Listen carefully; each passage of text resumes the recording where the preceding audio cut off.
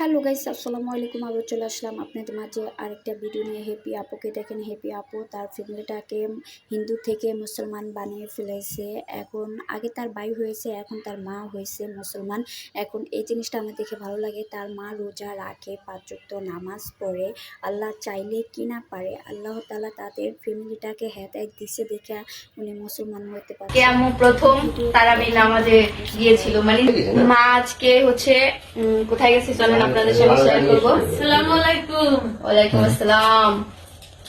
কোথায় গেছিলেন? তারাবির নামাজ পড়তে গেছিলাম। হ্যাঁ যে বাসার আমাদের একটা তসবি দিয়েছে ওনার ছেলে, হ্যাঁ, সৌদি ছিল, সেইখান থেকে যাই। গিফট করছে তোমার হাদিয়া।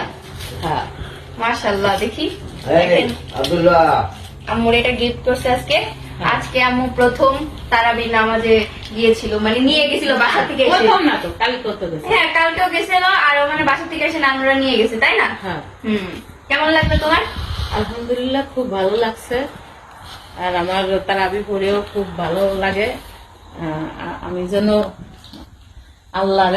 আল্লাহর কাছে একটু দোয়া চাই যে আমি যেন এইভাবেই দুনিয়াতে যেতে পারি। যেতে পারি। সবাই দোয়া করবেন বেশি বেশি করে।